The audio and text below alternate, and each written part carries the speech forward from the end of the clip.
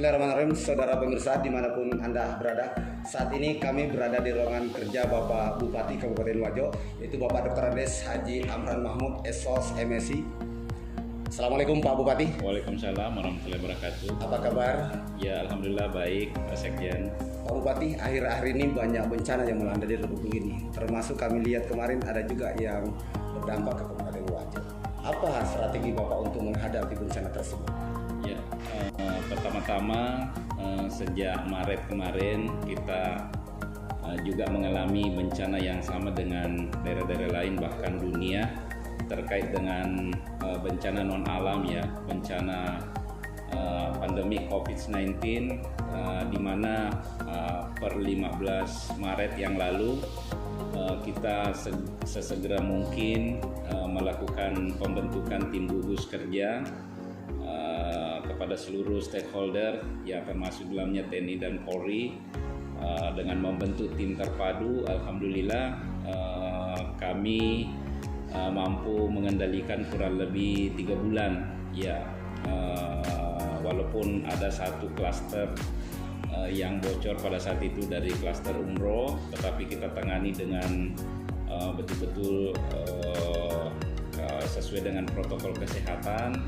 Alhamdulillah sampai pasca selesai lebaran itu kita hanya satu terkonfirmasi positif. Jadi nanti pada saat ada pelonggaran termasuk di daerah-daerah lain berkembanglah sampai saat ini, dan itu pun juga sampai sekarang daerah kami masih bisa terkendali dan masih kita tetap melakukan pengetatan dengan strategi-strategi bagaimana men-screening semua para pendatang-pendatang yang ada, bagaimana riwayat perjalanan mereka, kemudian warga kita yang habis perjalanan untuk selalu senantiasa melaporkan diri. Bahkan 3 bulan lamanya itu ada 10 titik perbatasan. Selain perbatasan ruas-ruas jalan besar, juga jalan-jalan kecil kami jaga 24 jam. Jadi 3 shift tim terpadu tidak pernah berhenti untuk men-screening semua pendatang-pendatang agar kita bisa melakukan tindak lanjut dengan pemantauan kepada mereka semua agar bisa kita kendalikan. Dan alhamdulillah termasuk perusahaan-perusahaan asing yang ada di tempat ini kita bersama-sama merumuskan protokol kesehatan bagi mereka, utamanya shift kerja bagi karyawan mereka yang dari mana-mana. Itu betul-betul kita perketat protokol kesehatannya pada saat mereka terjadi shift pergantian tenaga kerja.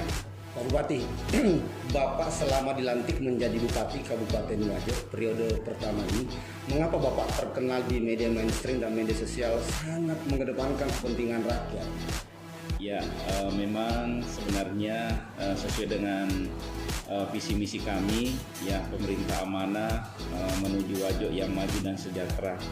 Ya, bagaimana rakyat kami kita majukan dalam berbagai sektor layanan, perekonomian, sarana prasarana, sehingga 25 program kerja nyata yang menjadi janji kami itu semua tersentuh kepada masyarakat, sehingga ini harus menjadi kewajiban para jajaran pemerintah daerah kami untuk melakukan akselerasi program itu agar betul-betul masyarakat bisa merasakan bagaimana layanan cepat, bagaimana layanan mudah, ya bagaimana pelayanan yang murah bahkan gratis, agar mereka bisa beraktivitas dengan baik, utamanya mengembangkan perekonomian mereka. Ya, Pak Bupati terkenal sangat ramah, bersahaja, dengan dekat dengan rakyat dan seluruh kalangan, bahkan kalangan terendah pun Pak Bupati dekati. Apa strategi dan apa target Pak Bupati ke depan? Ya, sebenarnya kalau itu mungkin karakter ya, artinya sudah kebiasaan, dan saya kira strategi kami dan target kami juga sebenarnya adalah bagaimana sentuhan-sentuhan secara hati kepada masyarakat kita ini dari setiap problem ya, setiap permasalahan, apalagi Wajo ini daerah agraria, banyak persoalan tanah, pertanahan. Ini betul-betul saya perkuat tim ya untuk membantu masyarakat kita agar ada secepatnya penyelesaian seperti itu. Pak Bupati, dalam menghadapi COVID-19 ini begitu menggeliat di Republik ini bahkan dunia, tapi banyak orang kan lebih mengedepankan adalah petugas gugus COVID. Tapi khusus di Kabupaten Wajo justru Pak Bupati yang terdepan menjadi garda untuk membela bagaimana supaya masyarakat tidak corona. Apa yang mendorong Pak Bupati terdepan?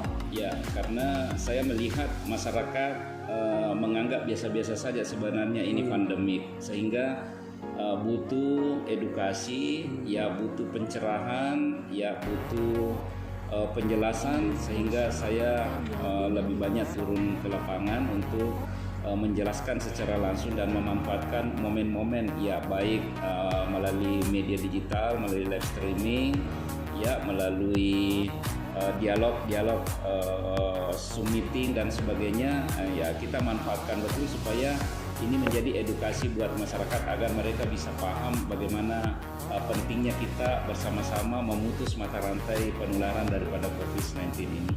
Pertanyaan terakhir dan menggelitik Pak Bupati, Ya. dan saudara pemirsa dimanapun Anda berada, mengapa Pak Bupati sangat dekat dengan rakyat? Kemudian mengapa kalau Pak Bupati di setiap ada kegiatan formal dan informal pemerintah, Bapak selalu menutup dengan doa? Apa yang membuat strategi itu Pak Bupati? Ya itu karena mungkin hanya kebiasaan saja ya, dan saya memang sebenarnya dengan niat dasar bahwa bagaimana jabatan yang kita sandang ini kita gunakan sebaik mungkin untuk bermanfaat ya, bahkan dengan niat untuk kita jadikan ibadah ya, supaya ya kita juga dapatkan keberkahan ya, sekaligus menjalankan amanah sebagai abdi negara yang tentunya diamanahkan ya. Tentu ini adalah tanggung jawab yang harus kita jalankan, sehingga ya kita harus lakukan. Dan terkait dengan doa ya, saya kira segala upaya perencanaan, kerja keras ya, kerja ikhlas, kerja cerdas yang kita lakukan, semua itu harus diiringi dengan doa. Karena bagaimanapun juga kalau tidak ada keberkahan ya, tidak ada kemudahan yang diberikan oleh Allah ya, saya kira semua yang menjadi perencanaan kita juga tidak bisa terlaksana. Sungguh luar biasa, saudara pemirsa dimanapun Anda berada. Kami benar-benar takjub seorang Sekretaris Jenderal DPP Laskar Anti Korupsi Pejam 45 Jakarta secara eksklusif mewawancara langsung beliau.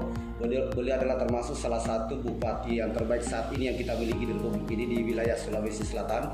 Beliau adalah Bapak Dr. Andes Haji Amran Mahmud, SOS MSI. Kita doakan mudah-mudahan beliau kelak menjadi memimpin Sulawesi Selatan. Terima kasih Pak Bupati. Assalamualaikum warahmatullahi wabarakatuh. Selamat bertugas. Terima kasih banyak Pak Sekjen.